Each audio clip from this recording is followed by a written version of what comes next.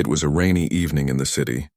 The streets were wet and shiny from the rain, reflecting the dull glow of streetlights.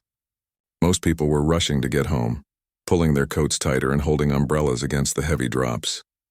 But in one narrow alley near a closed shop, a small figure shivered under a thin, torn blanket. It was a boy, no older than 12, sitting on the cold, wet pavement. His shoes had holes and his hands were red and numb from the cold. He hugged himself tightly, trying to keep warm, but the rain seemed to seep into his bones. Most people passed by without even noticing him. Some glanced and looked away, uncomfortable. Others shook their heads, thinking he was just another street kid, another problem they could ignore. But one man noticed. He was walking home after finishing his evening work at the church. He was a black pastor, someone known in the community for helping those in need. Even in the pouring rain, he saw the boy and stopped. The pastor approached slowly, holding his umbrella. He didn't want to scare the boy, so he spoke softly. "Hey there," he said. "Are you okay?" The boy flinched and pulled his blanket tighter around himself. His eyes were wide, filled with fear and mistrust. He had seen adults before, promising help and then leaving him alone. He wasn't sure if this man would be any different. I'm fine," the boy mumbled, his voice barely audible. His teeth chattered from the cold. The pastor knelt a little distance away and smiled gently. "You look like you could use some warmth," he said. From under his coat, he pulled out a small package of bread and a thermos of hot chocolate. "Here, have something to eat. It'll help you feel better." The boy hesitated. Hunger gnawed at his stomach, but caution held him back. He had learned the hard way that food sometimes came with strings attached, promises that were never kept. But the warmth of the bread in the pastor's hand and the steam rising from the chocolate was hard to ignore. Slowly, he reached out and took the food. "Thank you," he whispered, almost afraid his voice would betray him. The pastor nodded. "You don't have to thank me. No one should be out here alone in this weather." He paused, looking at the boy's thin jacket and torn shoes. "Do you have somewhere to stay tonight?" The boy shook his head. "No, I don't have anyone." The pastor's heart ached. He had seen so many kids like this, abandoned by circumstances or family. He knew the streets could be cruel, especially for a child. "I can help you," he said softly. "Come with me to the church. It's warm there and you'll have a bed for the night." The boy's eyes widened. I can't," he said. What if you leave me?" The pastor smiled gently. "I won't leave you. You can trust me. I promise." He extended his hand, not to grab the boy, but to show him there was safety. It took some time, but finally the boy took a small step forward, then another. Soon he was walking beside the pastor under the umbrella, feeling the first sense of protection he had known in a long time. When they reached the church, the boy's eyes widened in awe. It was warm, the lights soft and inviting.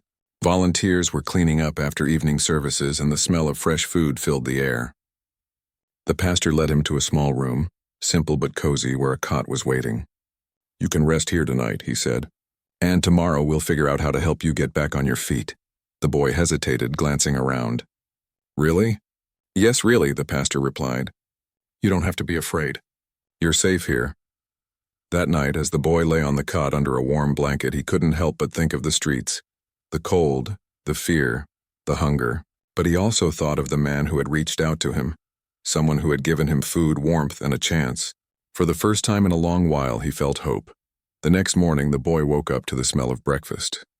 He got out of bed, stretching, and saw the pastor preparing plates of eggs, toast, and fruit. "Morning," the pastor said with a warm smile. "Did you sleep well?" "Better than anywhere else," the boy admitted, a shy smile crossing his face. They ate together, and the pastor asked about the boy's life. Slowly, the boy opened up. He told the pastor how he had lost his parents to an accident, and how he had been surviving on the street since then. He spoke about the nights he had cried himself to sleep, the times he had gone hungry, and the constant fear of being alone. The pastor listened patiently, never interrupting, never judging. "You've been through a lot," he said gently, "but you're strong. You've survived when so many things tried to break you. That strength will help you now." Over the next few days, the pastor introduced the boy to the other volunteers at the church. They helped him get clean clothes, washed his few belongings, and even helped him catch up on some schooling he had missed. The boy was shy at first, unsure how to interact with people who cared about him. But the kindness of the pastor and the volunteers slowly chipped away at the walls he had built around himself. One afternoon, as they walked through the small church garden, the pastor said, life can be hard, and sometimes it feels like no one cares, but there are people who do. And sometimes you have to let them in even if it's scary. The boy nodded slowly, understanding more than he could say. He had been alone for so long that accepting help felt foreign. But he also felt something he hadn't felt in years: trust. Days turned into weeks and weeks into months. The boy started attending school again, with the pastor's guidance and support. He learned to read better, to do his homework, and to interact with other children. It wasn't easy. Sometimes he got frustrated. Sometimes he wanted to run away back to the streets he knew. But each time the pastor was there, encouraging him, reminding him of his worth, and teaching him that setbacks didn't define him. One evening, as they sat in the church after a long day, the boy asked quietly, "Why are you helping me? You don't even know me." The pastor looked at him and smiled. "I do know you," he said. "I see the boy you are now and the man you can become. Everyone deserves a chance to be loved and guided. That's all I'm doing, giving you a chance." The boy thought about that, feeling a warmth in his chest that had nothing to do with the fire in the fireplace nearby. For the first time, he felt that someone truly cared for him, not just because he was alone or in need, but because he mattered. Months passed, and the boy became more confident, more hopeful. The pastor never forced him to change, never demanded anything in return. He simply provided guidance, love, and support. And in return, the boy started to believe in himself. He started dreaming of a future beyond the streets, imagining a life where he could be safe, educated, and happy. By the end of the first year, the boy was no longer just a scared, shivering child in the alley. He was learning, growing, and beginning to trust again. And through it all, the pastor remained a steady presence, a beacon of hope in a world that had been cruel to him. That first encounter, in the rain on a dark street, had changed both their lives. The pastor had saved a boy from the streets, but the boy's resilience and willingness to trust had reminded the pastor why he did the work he did, because every child deserves hope. And sometimes all it takes is one person to reach out a hand to change a life forever. And as the boy drifted to sleep that night, wrapped in a warm blanket and feeling safe, he couldn't have known that this small act of kindness would someday shape his entire future, leading him to a day when he would want to give back and repay the man who had saved him when the world had turned its back. The boy had been living at the church for a few months now, and life was slowly starting to feel different. The fear and loneliness that had followed him on the streets were still there sometimes, lurking in the corners of his mind, but they were fading. He began to feel something he had not felt in a long time: belonging. Every morning he woke up in a warm bed, the soft sunlight streaming through the church windows. He ate breakfast with the pastor and a few volunteers who had grown fond of him. They never treated him like a charity case or pitied him. Instead, they treated him like a normal kid, someone worthy of respect and care. That made him feel human again, something he hadn't felt in years. The pastor continued to guide him every day. They would walk to school together when the weather was bad, and the pastor would help him with his homework in the evenings. Sometimes, the boy struggled with lessons he had missed during his time on the streets. Reading and writing were difficult, and math often made him feel frustrated. But the pastor never scolded him. "You're learning at your own pace," the pastor said one afternoon, as the boy stared at a math problem in defeat. "It's okay to take your time. What matters is that you keep trying. Every small step counts." At first, the boy felt embarrassed to be behind the other children, but the pastor's encouragement made him brave enough to keep trying. Slowly, he began to catch up. He started reading small books, then larger ones, and he even joined a few after-school activities. Each accomplishment, no matter how small, was celebrated by the pastor and the volunteers. Yet school life was not easy. Other kids noticed he was different, that he had a rough past, and some of them teased him. They called him names and laughed at his worn clothes and quiet manners. The boy felt a surge of anger and sadness, the kind that made him want to run away from everything and everyone. One afternoon, after a particularly hard day, he sat in the church garden alone, tears streaming down his face. The pastor found him sitting under a tree and sat down beside him without saying a word. After a while, he spoke gently. "It's not easy being different, is it?" The boy shook his head. I just want to fit in," he said quietly. The pastor nodded. I know, everyone wants to belong. But remember, you are special just the way you are. Those who make fun of you don't understand your story. They don't see your strength. One day you will use your experiences to help others, and then the pain you feel now will have a purpose. Hearing that gave the boy hope, though he didn't fully understand it yet. But slowly he began to face his challenges with a little more courage. He returned to school the next day with a renewed determination to do his best, no matter what others thought. The church became a place of learning, not just about reading and writing, but about life itself. The pastor taught him about kindness, patience, and responsibility. He also shared stories from his own life, about struggles he had faced and how he had overcome them. These stories fascinated the boy and made him feel that life could be better, even if it seemed impossible at the moment. Life will test you, the pastor said one evening as they walked home from the small library in the church. It will make you feel weak, tired, and sometimes hopeless. But those tests are meant to make you stronger. And you will see that no matter what happens, you are never truly alone. The boy listened carefully, absorbing every word. He realized that he was learning more than school subjects here. He was learning how to live, how to face challenges, and how to trust people again. At times, the boy struggled with trust. Old fears would creep back, and he would doubt the pastor's promises or wonder if he would be left behind like everyone else in his life. But each time the pastor patiently reassured him, reminding him that trust is built slowly with actions, not just words. One day the boy faced a major challenge. A group of children at school had taken his lunch, teasing him and calling him names. He felt a surge of anger and wanted to fight back. But the pastor had taught him another way. Walk away, the pastor had said earlier that week. Strength is not always shown by fighting. Sometimes it's shown by staying calm and standing tall, even when others try to bring you down. It was hard, but the boy remembered the words.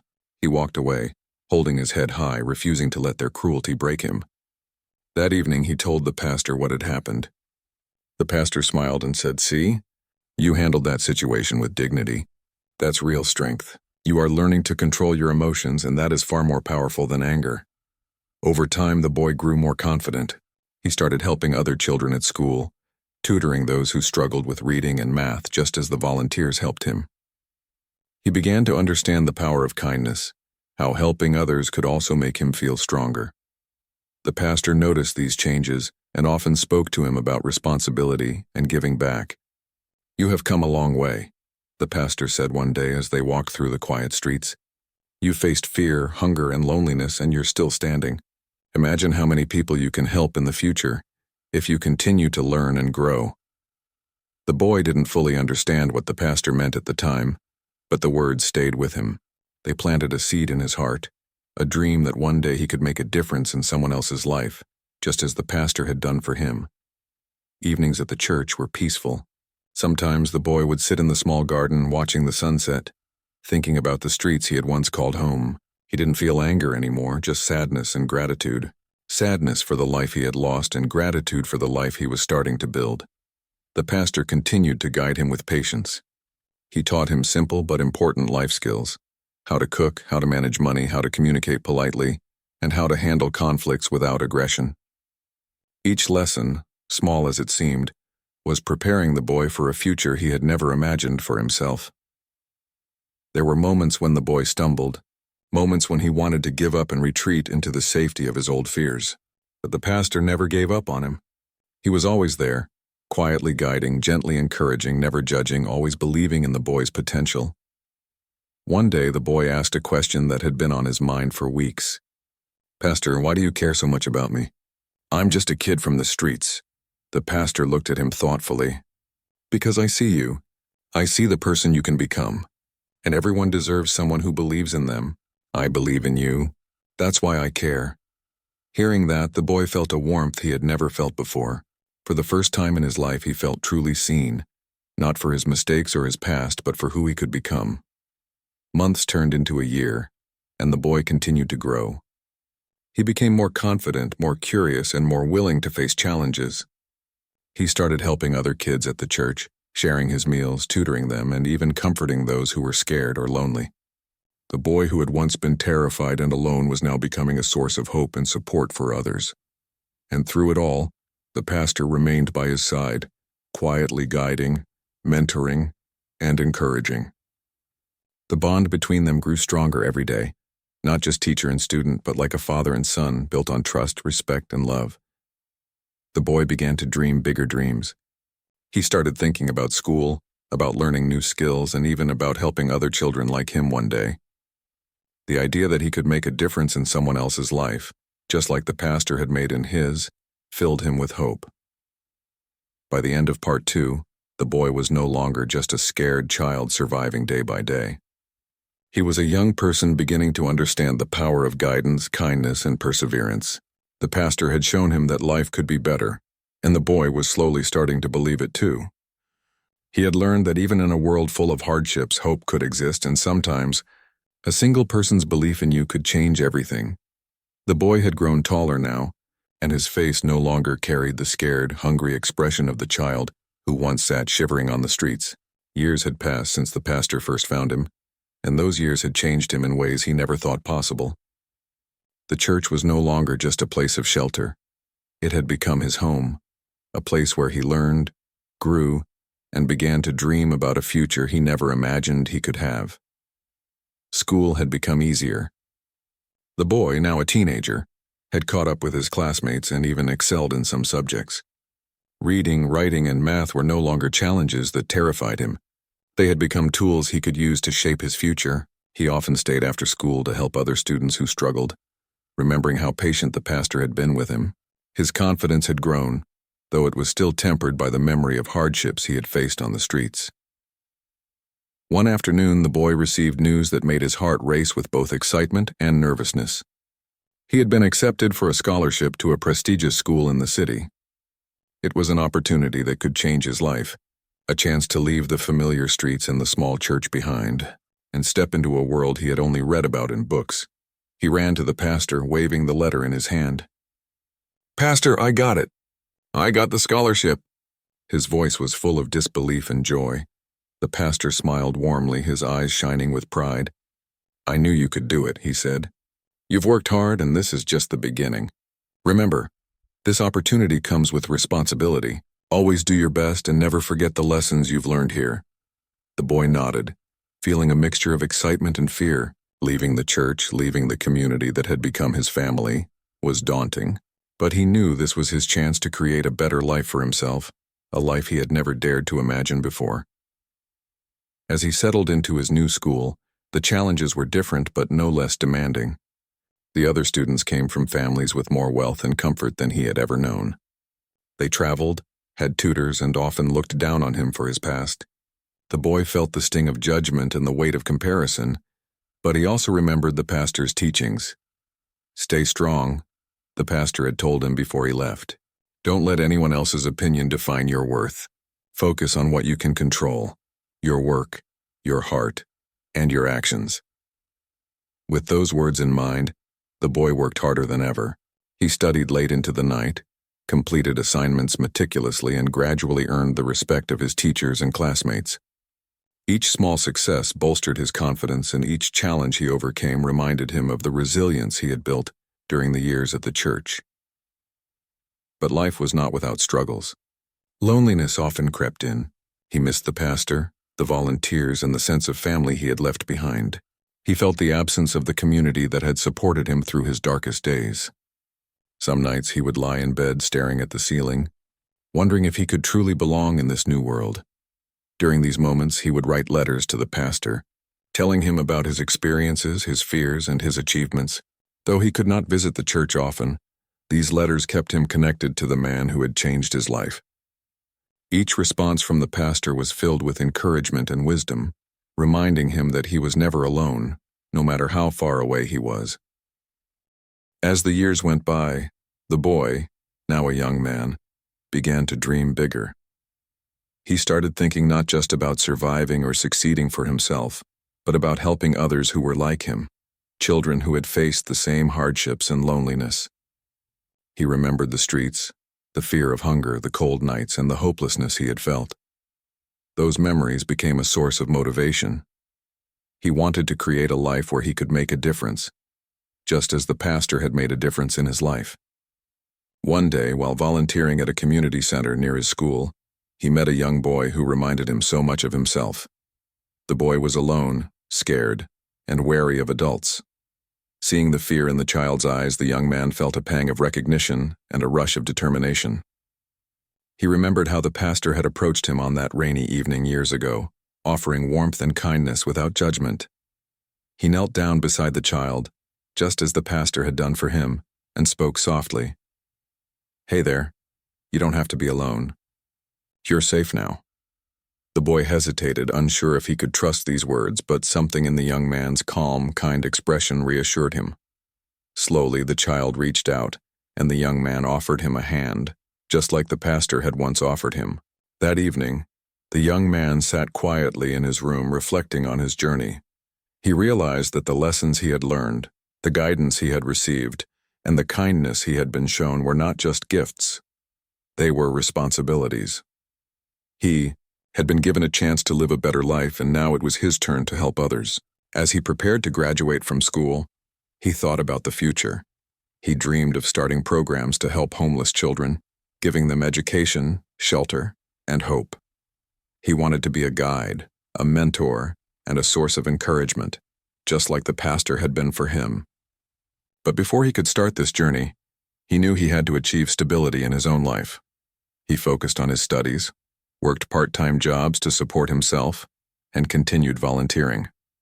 Every effort was a step toward a future where he could not only succeed for himself, but also give back to the community that had once lifted him from despair. One afternoon, while walking through the city streets after classes, he found himself reflecting on how far he had come.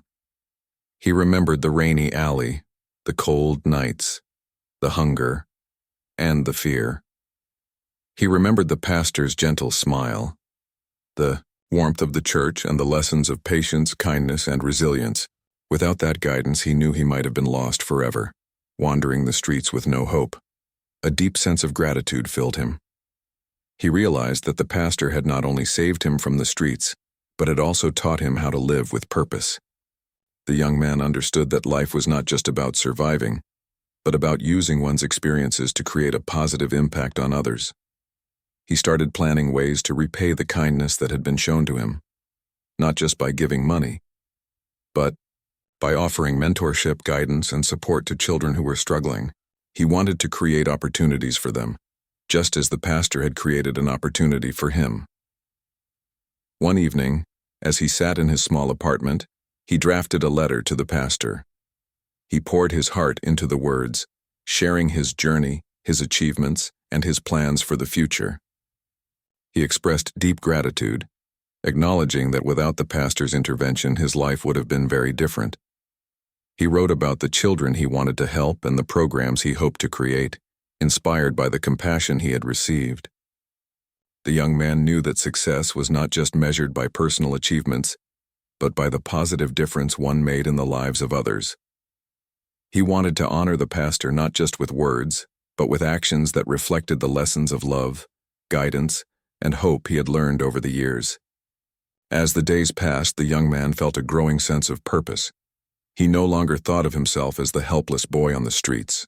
He saw himself as someone capable of creating change, someone who could transform lives through kindness, mentorship, and support. The past had been harsh, but it had also prepared him for the responsibilities he was ready to take on. And so, by the end of these years, the young man had transformed from a frightened child into a determined and compassionate individual. He had faced adversity, overcome challenges, and embraced the lessons of the pastor. He had grown not only in knowledge and confidence, but also in empathy and understanding, ready to extend a helping hand to those who needed it most. The next step in his journey was clear. He had to return to the community that had nurtured him, to the pastor who had guided him, and to the streets he once called home, not as a lost child, but as a young man determined to repay the kindness that had saved his life. Years had passed since the pastor had first rescued the boy from the streets. The small, scared child had grown into a confident young man, capable, determined, and filled with gratitude.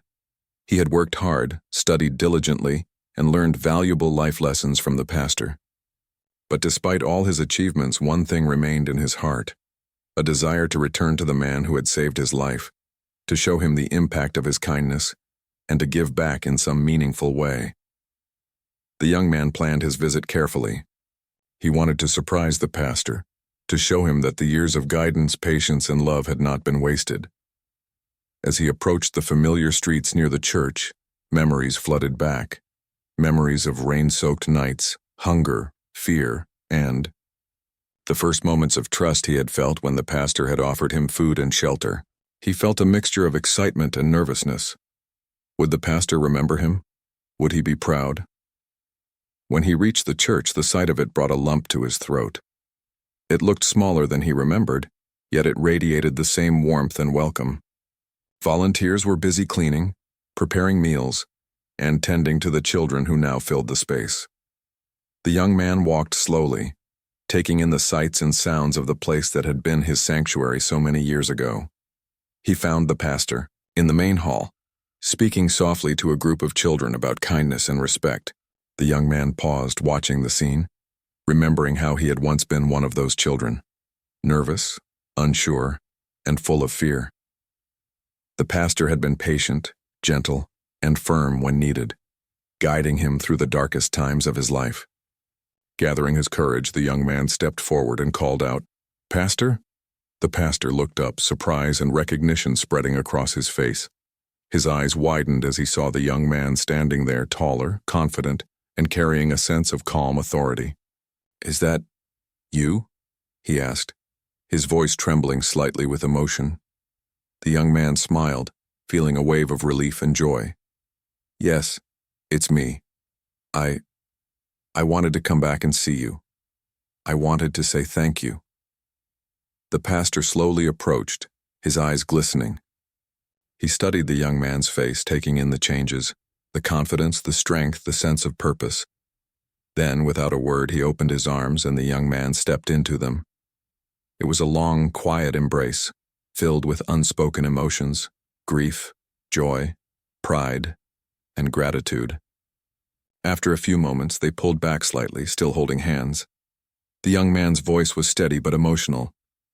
"Pastor, I wouldn't be here without you. You saved me when I had no one. You believed in me when no one else did. I wanted you to know that I've worked hard and I've never forgotten your kindness." The pastor shook his head, smiling through tears. "No, it's you who worked hard. I only guided you. You made the choice every day to keep going, to learn, to trust. You changed your own life." The young man nodded, feeling humbled by the pastor's words. "I want to do more, Pastor. I want to help kids like me, kids who are scared, hungry, or alone. I want to give them the chance you gave me." The pastor's eyes softened. "That is the greatest way to repay kindness, not just with words, but with action. You've grown into a man with a heart, and I am proud. Whatever you do, remember it is the love and guidance we give that spreads the farthest." The young man spent the day at the church, walking through the halls, observing the volunteers, and seeing how life continued to flow here. Children laughed, played, and learned, many of them facing challenges similar to the ones he had faced years ago. Seeing them brought a deep sense of purpose and inspiration. Over the next few hours, he shared his journey with the pastor. He told him about the scholarship, the school, the challenges he had faced in a world so different from the streets, and the dreams he had formed to help others. The pastor listened intently, nodding and occasionally placing a hand on the young man's shoulder. Every story, every achievement, and even every struggle brought a look of pride and affirmation on the pastor's face. "You've done more than I could have imagined," the pastor said finally. "You've taken what you've learned, what you've been given, and transformed it into something bigger than yourself. That is the true reward, for both of us." The young man felt a rush of emotion. "Pastor, I want to start a program here, a place for homeless kids to learn, eat, and feel safe, just like I did. I want to help them grow, guide them, and give them hope. I want them to know they are not alone." The pastor's face lit up. "That is a wonderful idea. You've seen what kindness can do, and now you are extending it to others. You are becoming a beacon of hope." Together they began to plan. The young man spoke passionately about ideas for tutoring programs, mentorship, and activities for the children. The pastor offered guidance, suggesting ways to organize the efforts, involve volunteers, and create a sustainable system that could touch as many lives as possible. Throughout the day, the young man felt a profound sense of fulfillment. He realized that this was the moment he had been waiting for, not just to repay the pastor but to make a meaningful difference. He had survived, learned, and grown, and now he could give back in a way that would change the lives of other children. As evening approached, they walked together in the church garden, the air calm and cool. The young man reflected on the journey that had brought him here, the streets, the hunger, the fear, and the countless nights of doubt. And he thought of the pastor, whose unwavering belief had lit a path through the darkness. "Pastor," he said quietly, "I never thought I'd make it this far, but you showed me that even one person's kindness can change a life. You changed mine." The pastor smiled, his eyes reflecting a mix of joy and humility. "And you are proof that it can continue. Your story is not just yours, it is a message for others, a message that hope, love, and guidance can transform lives." Later that night, the young man sat quietly in the church, watching the children laugh and play. He thought about the past and the future, realizing that the journey was far from over. He would continue to help, to guide, and to inspire, just as the pastor had done for him. The reunion was not just a meeting of two people, it was the merging of past and future, a connection of gratitude, love, and purpose. It was a moment that symbolized the ripple effect of kindness. One act, one person's belief, could grow into something far larger than anyone could imagine. By the end of the day, the young man felt a sense of peace he had never known. He had returned to repay the pastor, but he realized that repayment was not necessary.